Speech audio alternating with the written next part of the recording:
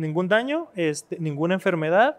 Entonces siempre se evalúa si es un adecuado donante y que después de la donación no presente ningún tipo de complicaciones por donar. Okay. Hola a todos y bienvenidos a un nuevo capítulo de Espacio Saludable. Hoy estoy muy contenta porque estamos en las instalaciones nuevamente del Hotel Beta. Estoy muy contenta porque vamos a hablar de un tema súper importante que realmente como sociedad chihuahuense, no tenemos mucha información y es vital, realmente. Y literalmente es vital. Estoy muy contenta de estar aquí con el doctor Noel Márquez. Él es especialista en cirugía general, cirugía laparoscópica avanzada y cirugía hepática biliar y de trasplante. Así es, hola, muy buenas tardes.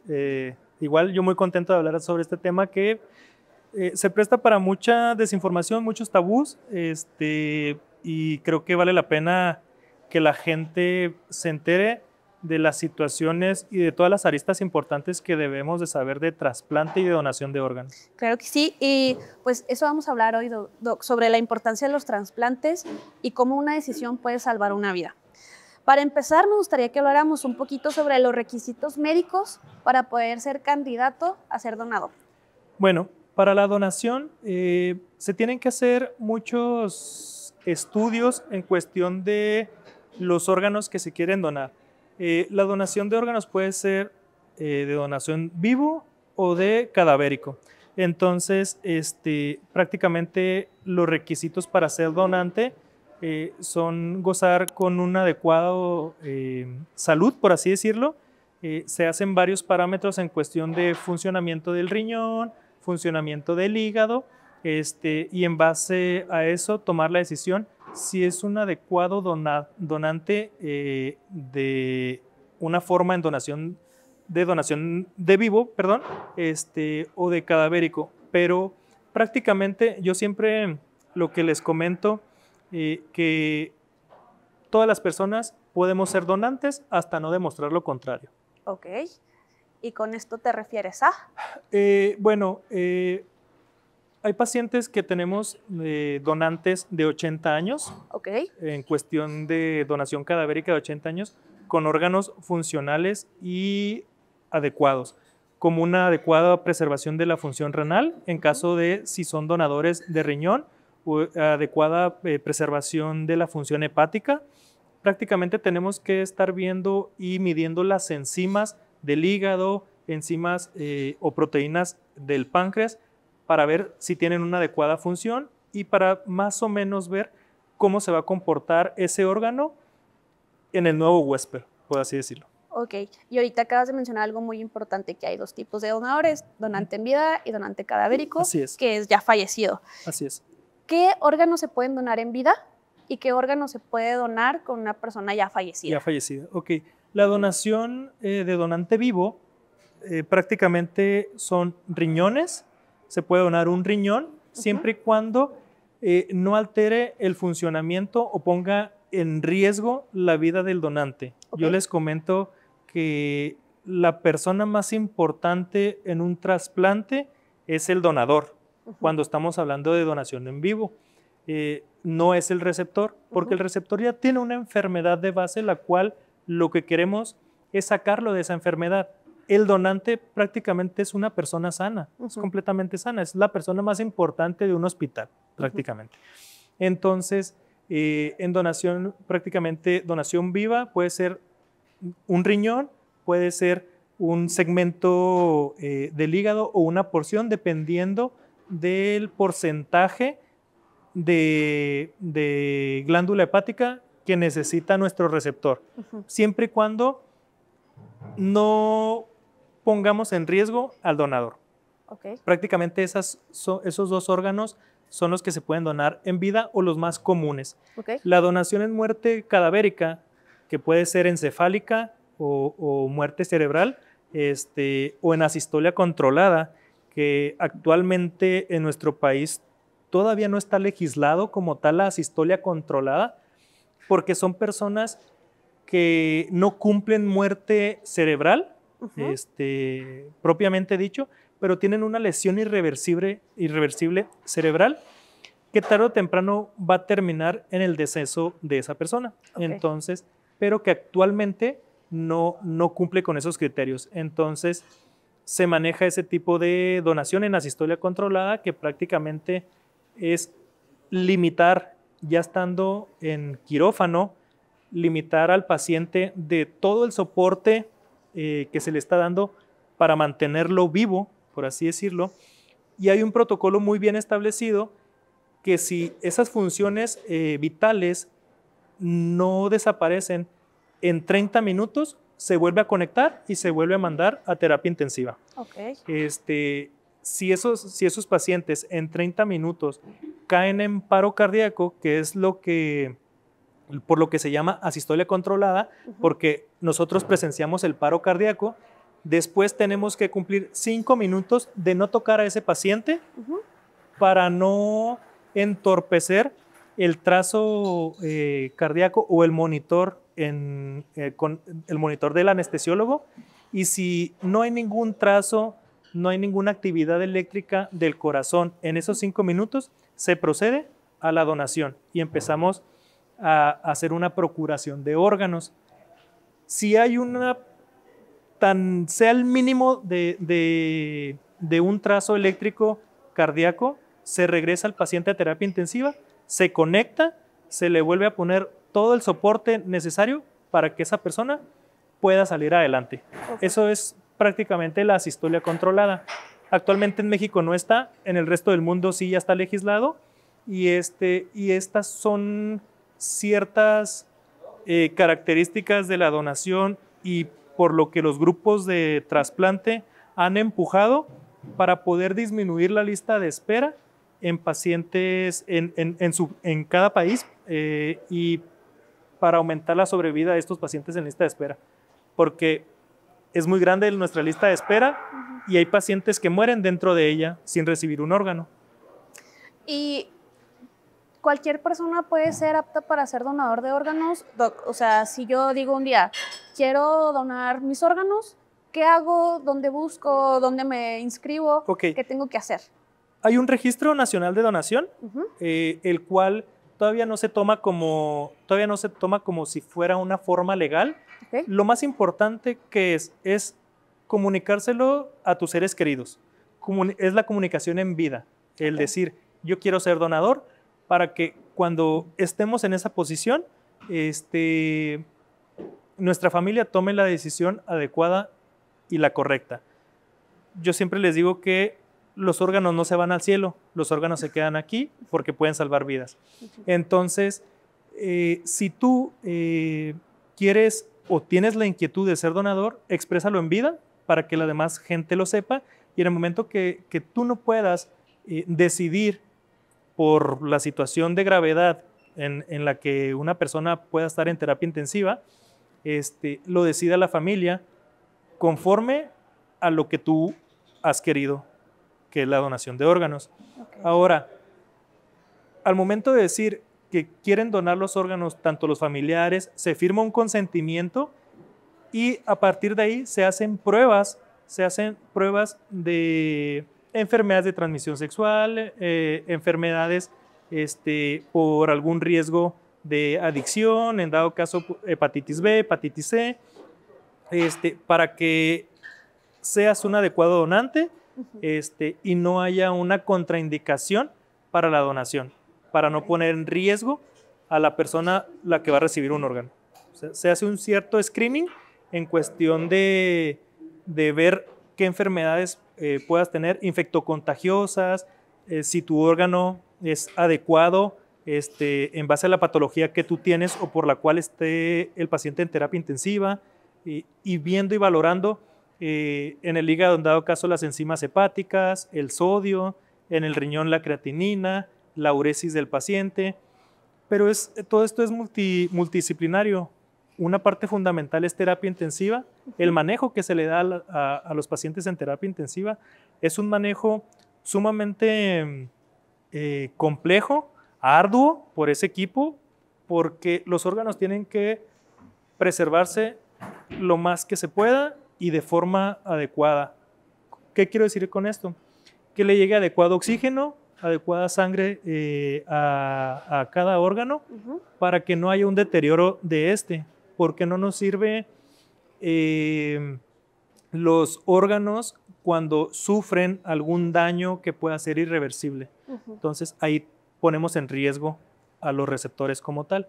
Entonces son muy bien cuidados, tienen que el encargado de manejar el donante o la persona fallecida es el doctor o el especialista en terapia intensiva para que esto salga adelante. Esto de trasplantes no es nada más una sola persona, es multidisciplinario y es un equipo y todos son parte fundamental.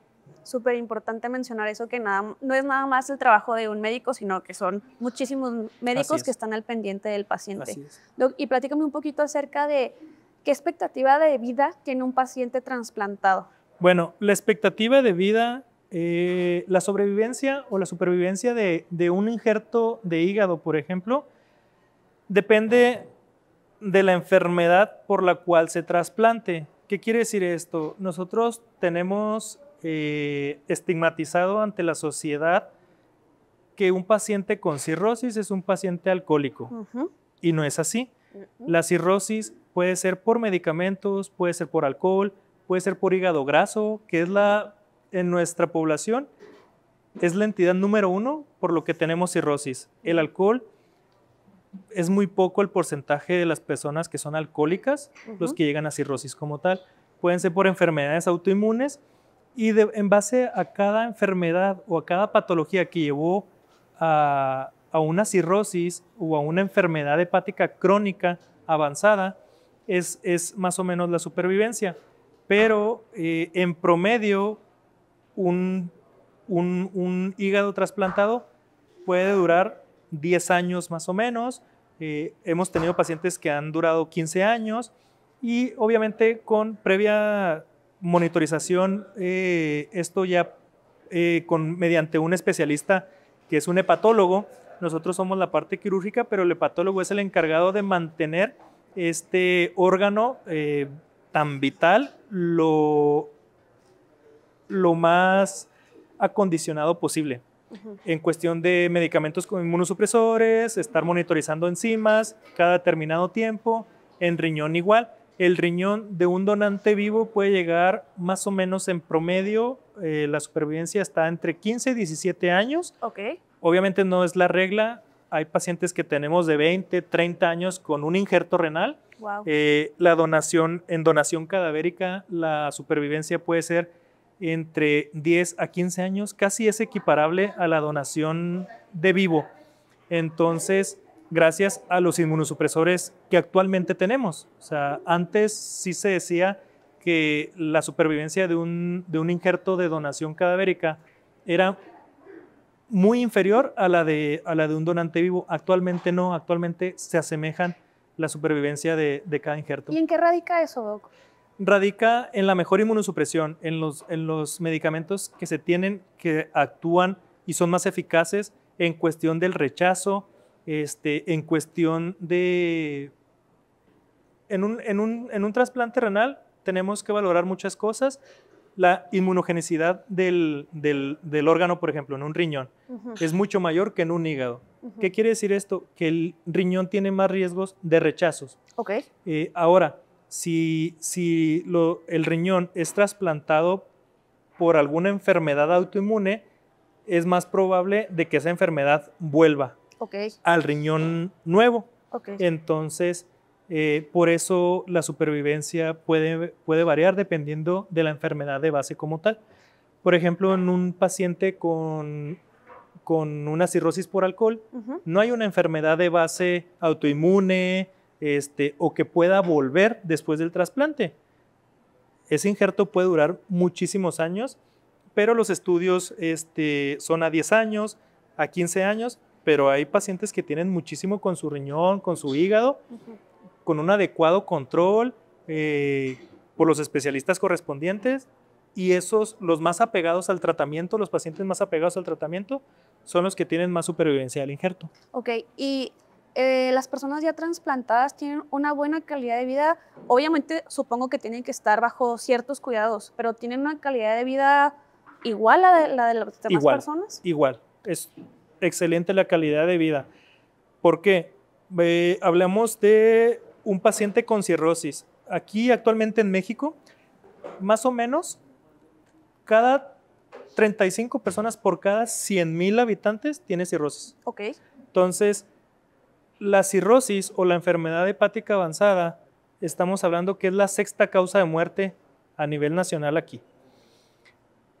Y es la octava causa de pérdida de años saludables. Ok. Entonces, estamos hablando que cada año tienen mucha mortalidad estos pacientes, los que no se trasplantan. Tienen una mala calidad de vida porque tienen muchas enfermedades, sangrados variceales, juntan, se llama ascitis, que es juntar agua en la cavidad del abdomen. Esta se puede infectar, pueden generar encefalopatía, que esto es, vamos a decirlo, intoxicación por algunas sustancias que el hígado no puede procesar, que el hígado enfermo o cirrótico no puede procesar, y esto genera intoxicación a nivel cerebral, por así decirlo. Son pacientes que no piensan de forma adecuada, son pacientes que en su vida cotidiana hablan lento, se mueven lento, pierden masa muscular, tienen más enfermedades en cuestión por la misma enfermedad, tienen más enfermedades y tendencias a morir de enfermedades respiratorias, de enfermedades oportunistas, tanto de virales como bacterianas. Entonces, si nosotros ponemos una balanza riesgo-beneficio de un trasplante, el paciente puede volver a su vida cotidiana, a su vida laboral, a su vida productiva con un trasplante. Okay. De cualquier órgano, creo que yo les digo que vuelven a nacer. Sí, claro. Literalmente. Definitivamente. En un paciente con cirrosis, cada vez que tiene un sangrado de tubo digestivo alto, ya sea sangrados variceales, aumenta del 10 al 15% la mortalidad anual. Entonces, es bastante, en cuestión de, si nos inclinamos por la balanza, la calidad de vida, la supervivencia de la persona es mucho mejor con un trasplante que no trasplantarse. Claro, definitivamente. Y para un donante, ¿tiene que pasar por algún tratamiento previo a la donación? Para un donante no, tiene que pasar por una valoración, por una evaluación médica, porque como te comentaba ahorita al inicio, los donantes son lo más importante en esta situación. No queremos causarle ningún daño, ninguna enfermedad.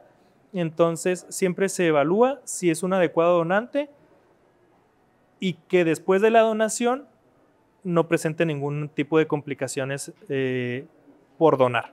Okay. Cuando estamos hablando de donación en vivo, entonces se debe evaluar la función del riñón, la función del hígado y, como te comentaba, poner en la balanza el riesgo-beneficio de la donación. Algo muy importante, aquí en México no hemos explotado al 100% la donación cadavérica. Okay. Entonces, ¿con qué quiero decir esto? Actualmente en México tenemos a nivel nacional una lista de espera de receptores de hígado o que necesitan un hígado. Tenemos, en el 2024, el último censo eran 250 personas, 234 personas, más o menos. De riñón tenemos 16,000, casi 17,000 personas en lista de espera a nivel nacional. Pero tener en cuenta que hay muchos potenciales donantes que no se han concretado la donación, y esto es por la inexperiencia de los grupos multidisciplinarios en cada hospital, que no se detectan los donantes. Eso es la parte principal y la causa número uno de por qué no hemos explotado la donación cadavérica como tal al 100%. Si nosotros explotáramos la donación cadavérica, creo que no tendríamos que echar mano de donación en vivo. Entonces, 230 personas, 240 personas en lista de espera de un hígado, somos un país con 130 millones de habitantes. Ajá. Tenemos el potencial de más donantes. El problema es de que no se detectan a tiempo. son pacientes que terminan falleciendo, que terminan inestabilizando hemodinámicamente, lo cual ya no llega a ser un adecuado donador debido a que su presión arterial bajó, a que cuando baja la presión arterial se quedan pequeños coágulos en los órganos, entonces ya no va a tener esa función adecuada ese riñón o ese hígado o ese órgano, ese páncreas, entonces no es un adecuado donante cuando empieza con deterioro. Entonces, por eso siempre se tiene que optimizar estos donantes o a estas personas para realizar la donación o llevar a cabo la donación y que culmine en donación y que culmine en trasplante. Porque una cosa es la donación y la otra cosa es que culmine esa donación en un trasplante. Ese es el problema. Ahora, tenemos muchas barreras nosotros. Yo les comentaba que estamos haciendo cirugía de primer mundo en un país de tercer mundo.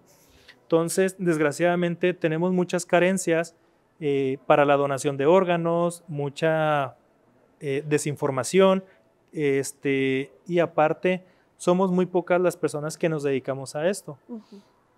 Y ahora, nuestro país es muy grande, nuestro estado es muy grande y las barreras de tiempo en cuestión de desplazarnos de una ciudad a otra para una donación fuera de nuestra ciudad, pues son muchas, porque nosotros seguimos preservando los órganos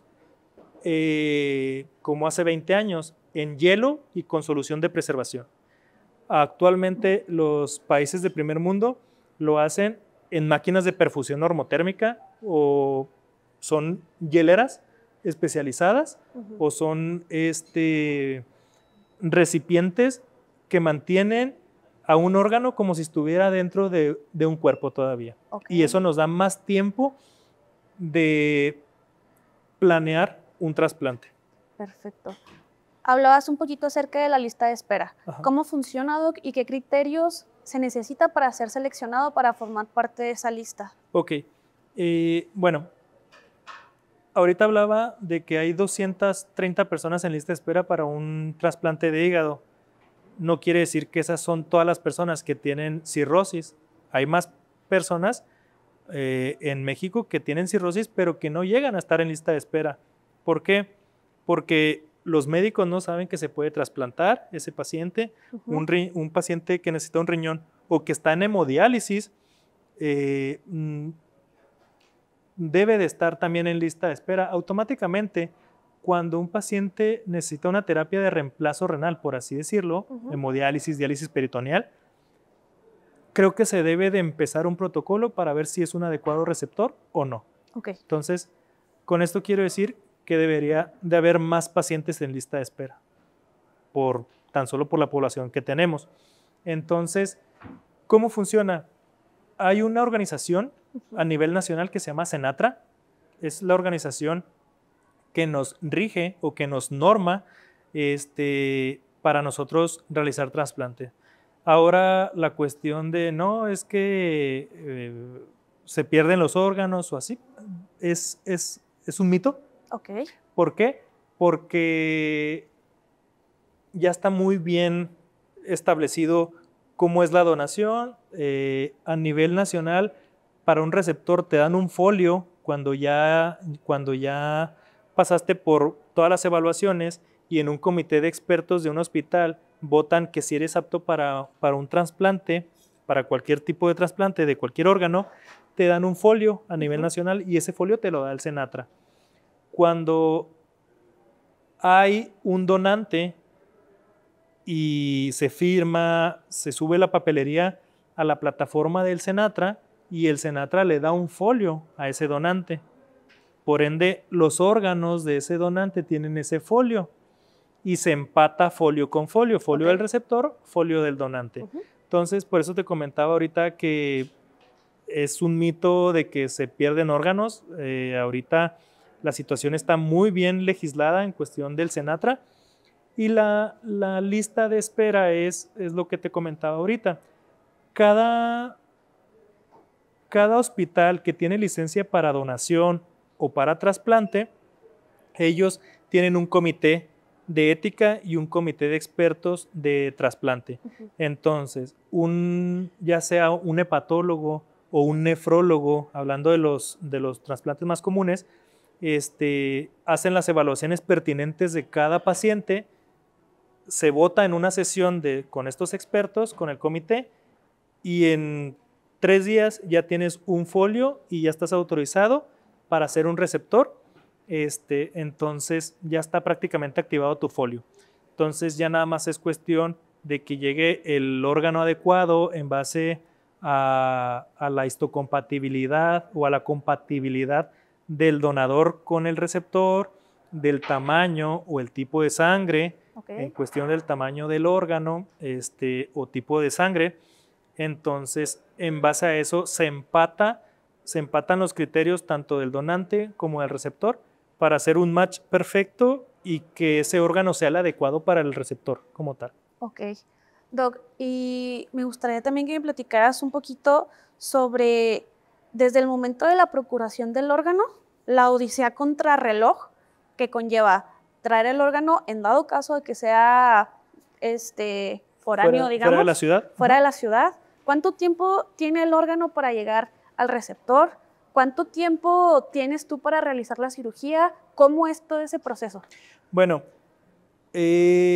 aquí tenemos que empatar muchos tiempos porque un donador puede ser multiorgánico.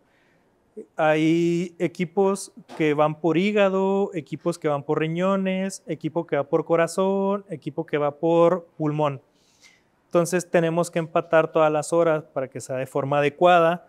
¿Por qué? Porque el corazón puede durar 4 horas en isquemia fría, por así decirlo. Okay. ¿Qué es isquemia fría?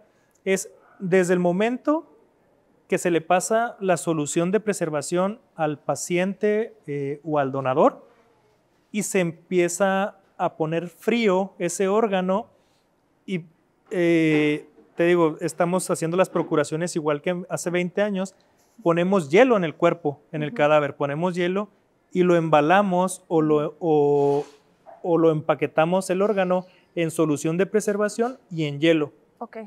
Y lo metemos a una hielera. Todo eso es isquemia fría. ¿Cuándo termina la isquemia fría?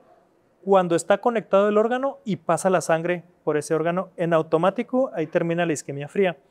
Hablando de corazón, son 4 horas nada más. Entonces estamos hablando de que aquí en Chihuahua tiene que ser un corazón local para un receptor que tengamos aquí en Chihuahua. Hígado pueden ser 12 horas. Regularmente estoy hablando de tiempos en cuestión de donantes ideales. Desgraciadamente no tenemos donantes ideales. Okay. ¿Cuáles son los donantes ideales? Pacientes jóvenes, delgados, que no tengan hipertensión, que no tengan diabetes. Entonces, pero eso no contraindica la donación. Lo que pasa es que se llama donantes con criterios extendidos. Hemos echado mano de esto y hemos tenido buena supervivencia de los injertos comparado con los donantes ideales, pero ya aquí no encontramos, tan solo aquí en Chihuahua no encontramos donantes ideales, son puros con criterios extendidos. Son pacientes mayores de 60 años, son pacientes gorditos, con algunas alteraciones enzimáticas, pero que evaluando el órgano adecuadamente les va bien a los pacientes, a los receptores que se les pone estos injertos o estos órganos. Okay. Entonces, la situación es que cada vez estamos empujando más los límites debido a que nos estamos quedando con menos donación. Okay. Entonces, en otras partes del mundo, la verdad que los donantes son más ideales. Entonces, te comentaba, el hígado puede durar 12 horas en isquemia fría. Los riñones es el órgano que más dura, pueden durar 24 horas. Lo ideal es de que el riñón no dure 24 horas y dure menos de 12 horas para cuando se conecta y se empieza a perfundir con sangre del receptor. El hígado, lo ideal es de que no dure 12 horas y dure 8 horas por estos criterios que te digo que son extendidos, que son un poquito, por así llamarlos, subóptimos, si lo queremos llamar así, pero que es mejor trasplantar a un paciente que dejarlo sin un trasplante. Definitivamente. Wow, es mucho lo que desconocemos realmente, o sea, es un tema súper vasto y es una decisión, yo creo que muy sencilla. Exactamente. Que no nos cuesta nada. No, puede ayudar muchísimo y impresionante. Un donante cadavérico puede ayudar a 9 personas. Así. Impresionante, realmente, y es una decisión, pues, sencilla. Sencilla. Podríamos decir que sí. Traigo una pequeña dinamita, Doc. Vamos a hacer mitos y realidades sobre la donación de órganos. Va la primera. Si soy donador, ¿no me atenderá igual en emergencias? Es mito, porque, como les comentaba, nosotros los que nos dedicamos a trasplante, nos dedicamos a mejorar la vida de las personas y ahora tenemos que tener los órganos en las mejores condiciones posibles. Ajá. O sea, realmente nunca se limita a un donante cuando sabemos que es un potencial donante, pero que no cumple o no está cumpliendo con criterios de muerte encefálica. Es mentira que nosotros empezamos a limitar el soporte para que sea donador. No, es mentira porque no nos conviene. Okay. Nos conviene que los órganos estén en las mejores condiciones posibles. Claro. Falso. Falso. ¿La lista de espera se puede alterar por influencias o dinero? No, actualmente, como te decía, los folios son muy importantes y cada decisión que nosotros tomamos tiene que ir en base y normada, tal cual, y mandar un oficio por qué elegimos a tal receptor y no al que estaba en número 2 o número 1, pero tenemos que sustentar nuestra respuesta o nuestra elección. Si, por ejemplo, estamos hablando de que yo soy el número 1 de la lista de espera en un trasplante de un órgano y resulta que van a trasplantar al número 4. ¿Por qué? Ok, les comentaba, nosotros en riñones hacemos pruebas de compatibilidad, número 1. Si ese riñón no es tan compatible conmigo, me puede ir más mal. Entonces, si es más compatible con una persona que esté en la lista de espera en una posición más baja, pero es más compatible con él, es mejor ponérselo a él, a que se pierda ese órgano como tal. Es fundamental. Entonces, si por ejemplo, en un hígado que no se ve tanto la compatibilidad, sino nada más en el hígado lo que buscamos es el tamaño, que sea adecuado para mi tamaño y el tipo de sangre. Estamos hablando de que si yo mido 1,80 y peso a lo mejor 90 kilos, mi hígado es muy grande para una persona que pesa 60 kilos a lo mejor. ¿Qué quiere decir esto? Que no le va a caber, literalmente no le va a caber. Entonces, aunque tú seas la número 1 en la lista, no te va a caber, te va a hacer más daño. Puede que no funcione ese hígado. Se lo ponemos a otra persona que esté más o menos de mi complexión. Entonces, esa es la situación, pero tenemos todo esto, todas las elecciones que nosotros ponemos, tiene que estar como muy fundamentado y se manda un escrito hacia el Senatra de por qué se elige a tal persona y por qué no. Si estamos hablando de que tenemos un receptor de 20 años, por ejemplo, de un riñón, y nuestro donante es de 70 años, pues no, vamos a buscarle un riñón mejor a esa persona más joven. O sea, son muchas las situaciones. Una parte fundamental, sí, es el tiempo en lista de espera, pero no es todo. Es como te decía ahorita, tenemos que hacer el match perfecto para tener la mejor combinación posible en cada órgano con cada receptor, buscando lo mejor posible para todos. Claro, definitivamente. ¿Puedo elegir a quién se donarán mis órganos? No. ¿De donación cadavérica? No. ¿De donación de vivo? Pues sí, ¿verdad? Si yo tengo un hermano o tengo mi esposa o un familiar o cualquier persona que yo le quiera donar, yo estoy en mi posición de sí, yo le dono a él. Pero en donación cadavérica no se puede elegir a quiénes se les puede dar esos órganos o a quiénes se les puede donar. Existe algo que se llama donación en dominó o trasplante en dominó. ¿Qué quiere decir esto? hay dos parejas que tienen, o dos personas que tienen a sus donantes de donación viva, por así decirlo. Pero resulta que mi pareja no es compatible conmigo. Entonces, si me ponen ese riñón o ese órgano, mi sistema inmune lo va a atacar y lo va a atacar y lo va a atacar y no va a funcionar ese riñón. Es un rechazo rotundo. Resulta que es más compatible la pareja de la otra persona conmigo y la pareja que yo tenía es más compatible con la otra persona. Por así decirlo, por eso es un trasplante en dominó, previo acuerdo, previo consentimiento firmado por notaría y así. Los dos se van a beneficiar, los dos tenían donantes vivos. La persona que era mi pareja que me quería donar, le va a donar al receptor que es más adecuado para ese órgano y la persona donante de ese receptor es más adecuado para mí, me va a donar. Los dos se benefician de esta donación y se llama donación en dominó. ¡Wow! ¡Qué interesante! Súper interesante. Y último, si tengo ciertas enfermedades, ¿no puedo ser donante? Mito. Podemos ser donantes con hipertensión, podemos ser donantes con diabetes, siempre y cuando estemos bien controlados.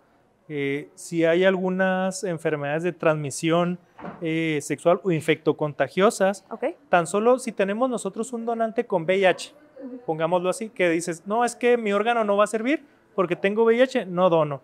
Hay personas que tienen VIH que son receptores, entonces se benefician porque el donante tiene VIH y el receptor tiene VIH y no pasa absolutamente nada. Y al contrario, vas a tener mejor calidad de vida y vas a vivir más tiempo porque tú ya tienes esta enfermedad, o sea, no va a pasar absolutamente nada. Personas con virus C o virus B, con órganos virus B o virus C positivo, también se puede donar. Obviamente previa consentimiento firmado y que todos estén de acuerdo y así. Pero también es como muy, tenemos que, son temas muy amplios, son temas que la gente desconoce, pero sí, también hay órganos con enfermedades infectocontagiosas que se le pueden donar a personas que tienen enfermedades infectocontagiosas y no los vas a perjudicar. Al contrario, de todas maneras, les vas a mejorar su calidad de vida. ¡Wow! Qué interesante, doctor, de veras qué interesante. Mil gracias por estar aquí, de verdad. Son temas que tendríamos que conocer más definitivamente y qué felicidad que estés con nosotros, que estés con nosotros en Cristus, que estés parte de la comunidad médica de Chihuahua. Y por último, me encantaría que le pudieras dar un mensaje a nuestros oyentes de por qué sí donar órganos. Claro, creo que la donación de órganos, yo creo que es el gesto más incondicional que puede existir en esta vida. Ahorita, actualmente, tenemos muy poca donación de órganos y cada vez nuestras listas de espera son más grandes. Entonces, lo importante es que en nuestra casa, en nuestras familias, tomemos conciencia de esto y seamos donadores en vida. ¿Qué quiere decir esto? Que lo expresemos el consentimiento de ser donantes para cuando llegue la decisión difícil de tomar esta decisión, es tan difícil, en momentos tan difíciles, sea la más adecuada y que así podamos salvar a más vidas. Entonces, yo creo que todos deberíamos de ser donantes. Es un acto generoso y lo más importante es que estamos salvando vidas de forma incondicional. Doctor, muchas gracias por estar aquí, muchas gracias por aceptar la invitación. ¿Dónde te podemos encontrar? Mi consultorio está en Cristus Muguerza, en el Centro Médico número 3, en el 210. Ahí me pueden encontrar para cualquier situación. Ahí me pueden ver. Mil gracias nuevamente por estar aquí. Gracias. Y pues ya saben, una decisión puede salvar hasta 9 vidas. Podemos darle vida a nuestros seres queridos, podemos darle vida a las personas que están a nuestro alrededor. Muchas gracias por estar en Espacio Saludable, muchas gracias por querer salvar vidas y muchas gracias por estar aquí de nuevo. Nos vemos pronto.